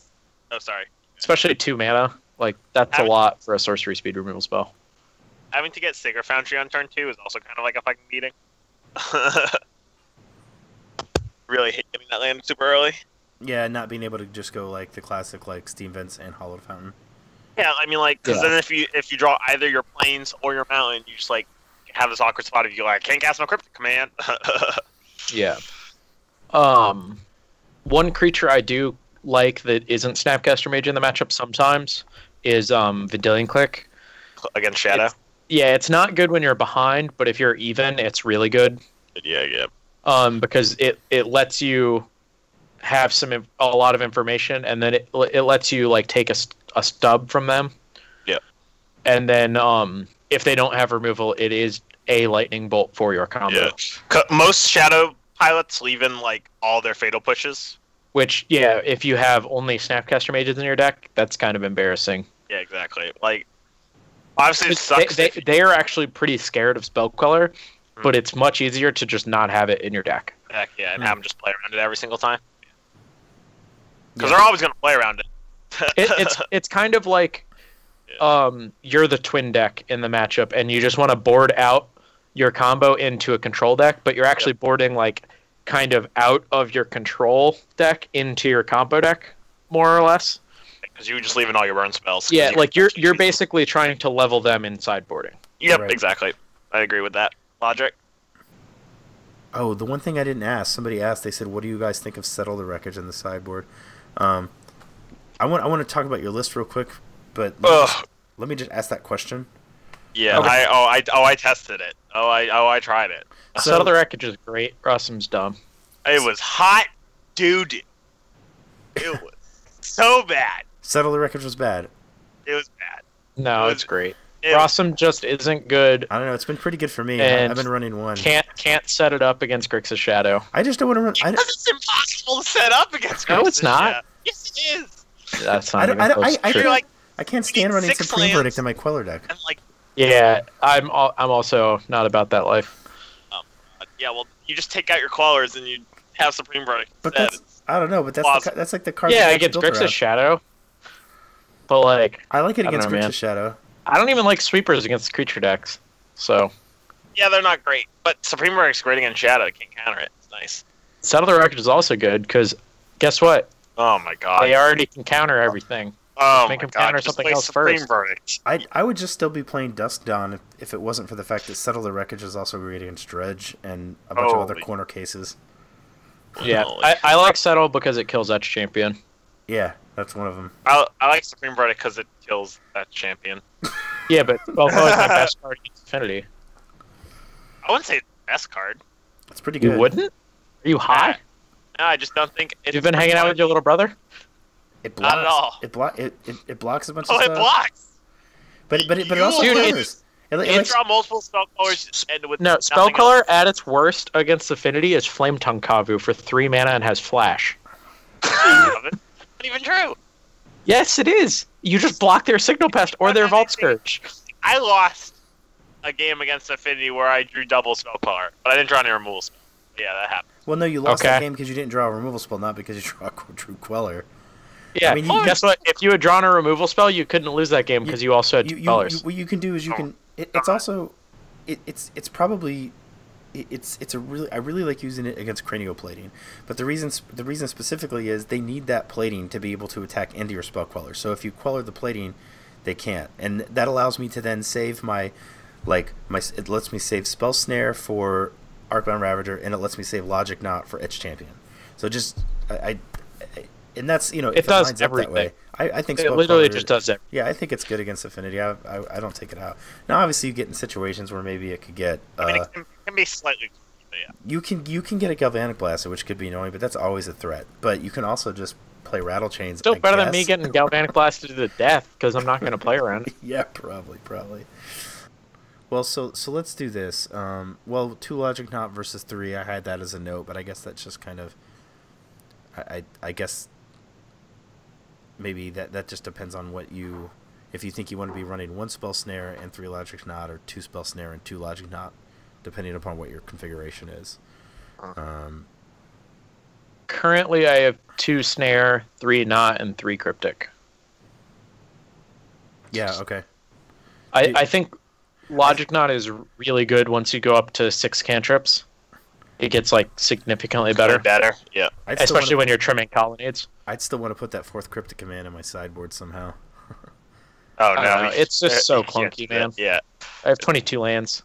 Oh, and that's 22 right. lands is very That's right. clunky. 22 lands. I forgot. And also against the mid-range decks where Cryptic Command's really good, by having less lands in your deck, you get that virtual card advantage the longer the game goes. Also.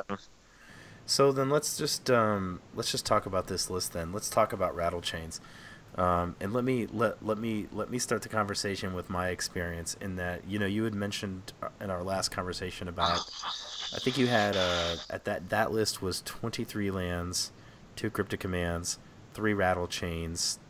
I want to say it was 3 Geist, 4 Queller. So I played it, and actually I 5-0'd with that list, and. It's interesting because on one hand, the Rattle Chains, they were just 2/1s a lot, which in theory didn't seem great. But I will say a couple of the games I did win were because I was able to apply pressure with the 2/1 flyer, but they didn't necessarily feel good. The combination with Geist never came up. Then also. I felt like there was this weird, I don't know if you want to call it tension, but it felt like tension on the mana curve in that I would have a Queller and say a Rattle Chains in hand, and I was like, well, I should probably just play this Rattle Chains. And I guess that just depends on if you're playing an interactive deck or not. Maybe if you're playing a deck without removal, you just play the Rattle Chains into Queller, and maybe you have to sequence them in reverse. I don't know, it just seemed weird. It seemed like one wanted to come before the other, and then I had a friend play it, and I think his feelings were kind of similar. And at the end of the day, what I decided, and this was also the list you were cutting 2 Cryptic Commands, was my final feeling on it was it wasn't worth cutting powerful cards to put in cards that were usually just 2/1 flyers, but had this occasional synergy. Because the synergy didn't come up that often. And if the synergy wasn't going to come up that often, I'd rather just have the better cards in the deck. So with that being said, what do you think? What are your feelings on Rattle Chains? So the list I gave you was that list that was specifically tuned to play Rattle Chains, right? Like I was playing 3 so that I would see it more often, and I had Geist to see if that was worth doing, and then I had to cut Cryptic Commands because partially I trimmed one because I went down a land, and it was just to a concession to make room for all the slots I was adding. And so what I learned from that list was kind of Geist sucks now. And the Geist Rattle Chains thing, I got to do one really cool thing with it. Was I was playing against 8-Rack, and I had a Rattle Chains in play, and he knew I had a Geist in my hand, right? Mhm. So on his turn, he casts Inquisition, and I fetch in response to get my 3rd land, and he responds by Fatal Pushing my Rattle Chains so that I can't flash into my Geist, so he can take it. So I get it, that happens, I get my land, and then I spell Quell his Inquisition, and he's tapped out.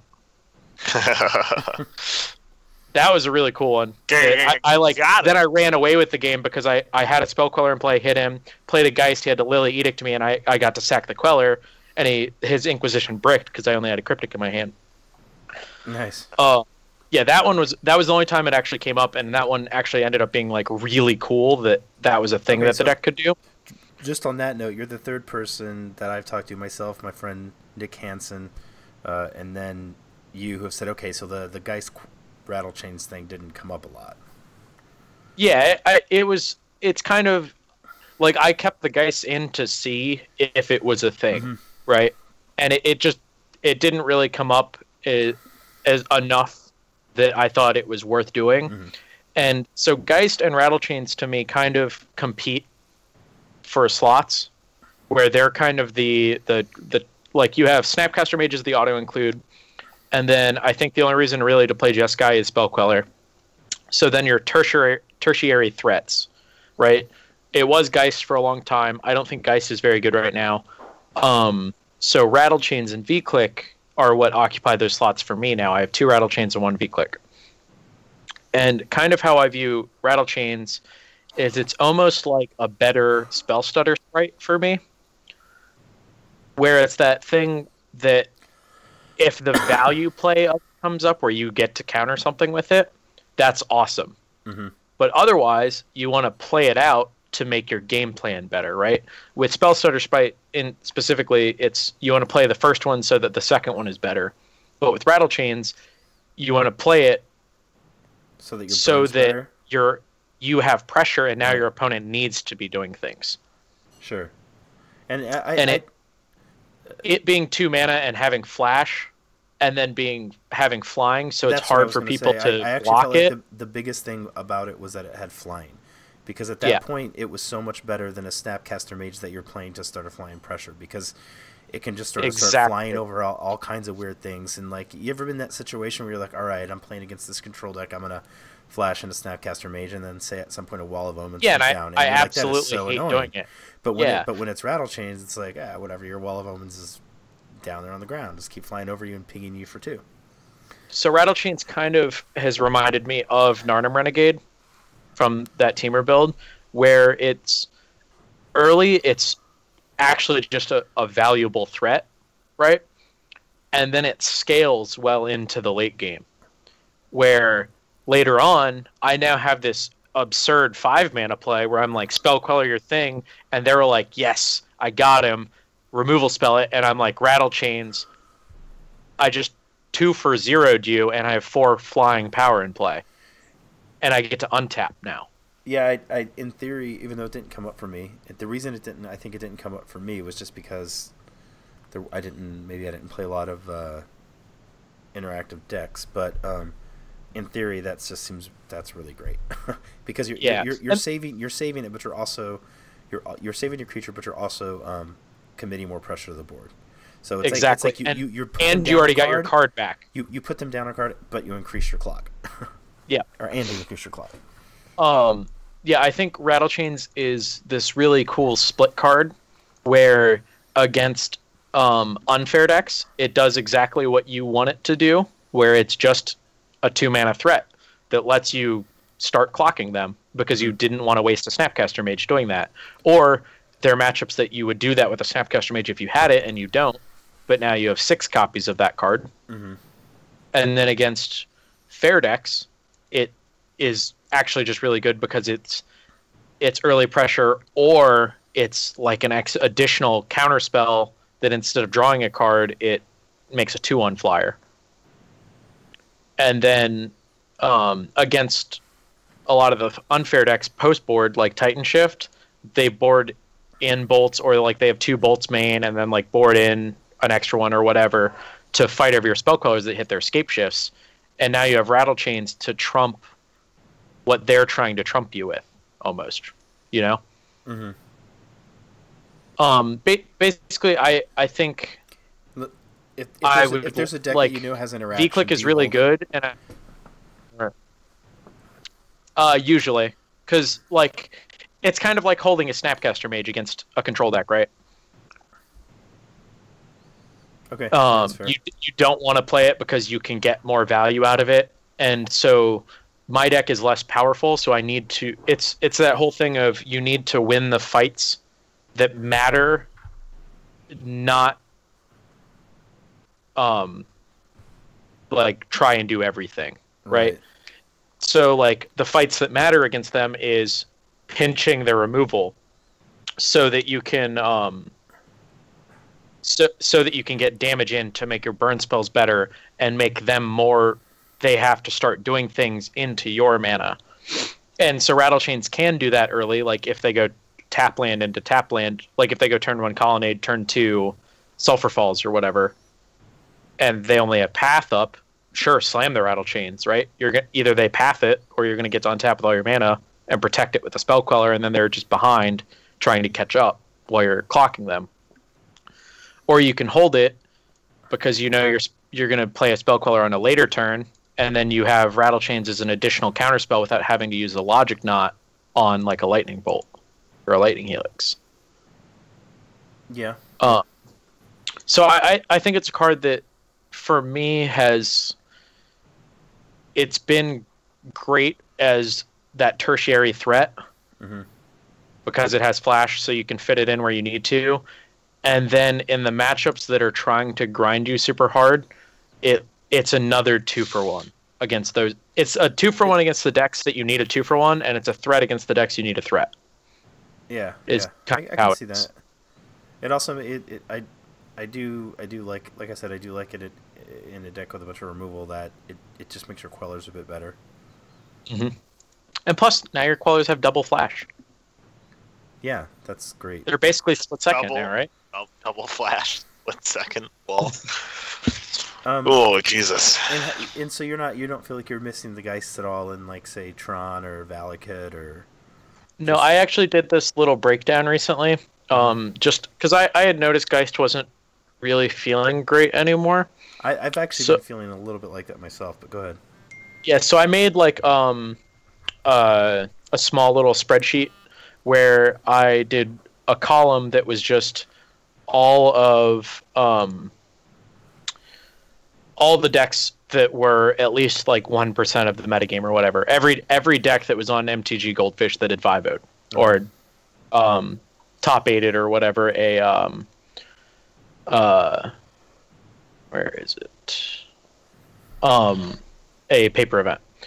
And then so I the 3 threats that I normally play, Queller, Geist, and Click. I wanted to see what the best 3 drops were. So across every matchup, I assigned either a 1, a 0, or a -1 to the card. Where 1 is it's good. I would like board it in if it was in my sideboard. 0 is it's a card I would like to have. Like if it was a main deck card, I would keep it in, but it's not like anything to write home about. It's not bad, right? It's just good. It's like a good filler card. And -1 if it's just bad. So across the 44 decks that I have on this list, Queller has a 23 overall, Click has a 15, and Geist has a -7.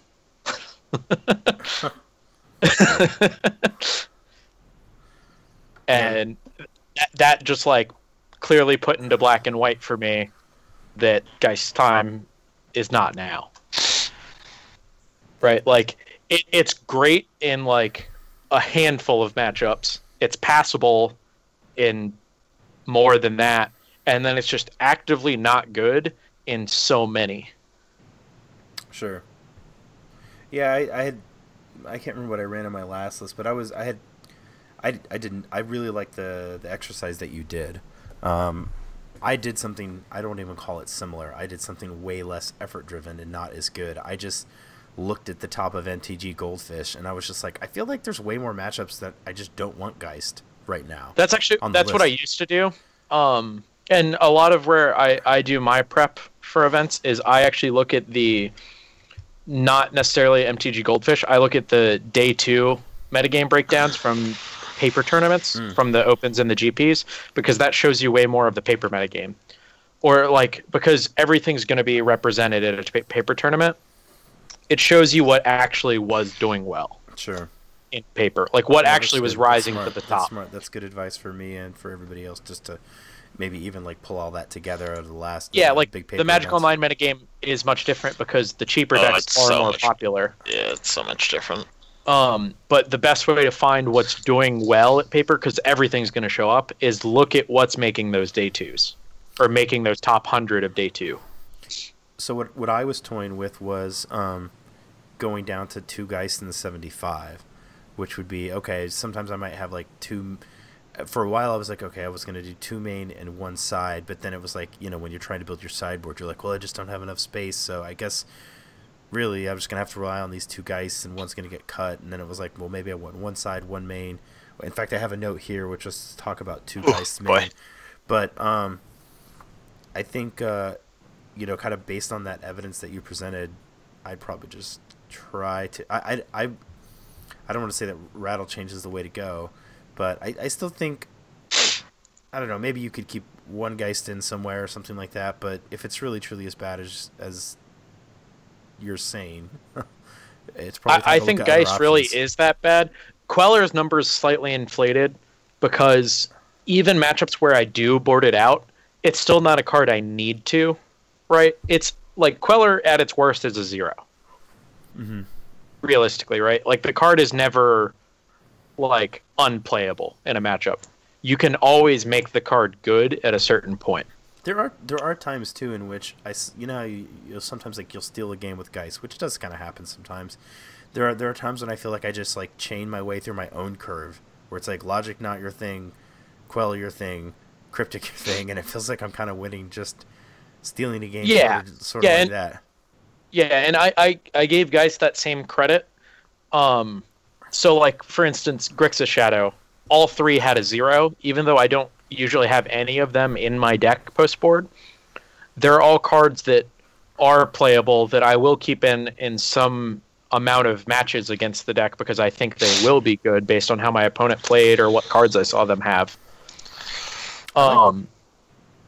But, so Queller I never actually assigned a -1 to because there's, like... It's just a good, well-rounded card, and then it is a 1 in 23 matchups.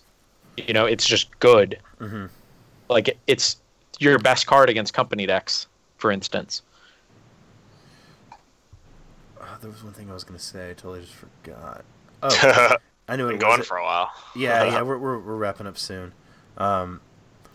One other thing I really like about the Click and then the Queller plan, there was a while where I was playing this Jeskai Flash list, it may have been a year ago at this point, and it was basically like 4 Quellers, 2 Clicks, 2 or 3 Cryptic Commands, and then like 1 or 2 Restoration Angels. But one of the things I really liked about it is that all of your primary threats were flyers, and flying is really good. Flying is really good in Modern. I just really like that. I like the angle that it's like, oh, wait a second. Like, besides Snapcaster Mage, of course, all this stuff flies. Okay, that's sweet. That's obviously, they made a mistake when they printed Geist because he clearly should have had flying. I think the card would have been too good. Oh, yeah. Without flying. Of course. he should have had flying and probably haste. I mean... that too. Flying, haste. No, make it Mantis Rider on like not roids. haste. He probably should also have split second. No, he should have just had flash. He should have flash, flying. And flash would still be too good. Of course it would be. I'm kidding. You're flashing hexproof? Holy Jesus! Flash hexproof flying. Ace. Yeah. That's right. Whenever it hits your opponent, I win the game. I mean, that's effectively what it says on it. Let me rephrase. But I'm still not convinced on this rattle chains, but I am going to give it a try. You know the best part about the build I have? What? It's called Jeskai 2 Chains. Oh, stop. There's 2 chains, rattle chains in it? Holy. Oh, I love it. I love it. I love it. Will you... Harlan joke at its finest. All right, everyone. Thank you very much for coming to part 2 of the Jeskai Roundtable. I just want to obviously say thank you to Harlan and Jonathan for donating so much of their time and answering all of your questions, just being like all around like good Magic people, just sit, hang out, talk Jeskai, all that stuff. I hope that you guys appreciate it just as much as I do. Let me know in the comments. Guys, do you have anything to say? Thanks for having me. You're very welcome. Team are great. Team are great. Team are great. All right, everybody. That's it for now. As always, thank you very much for watching. Check back next week for more League videos. And I will see you guys soon. Bye for now.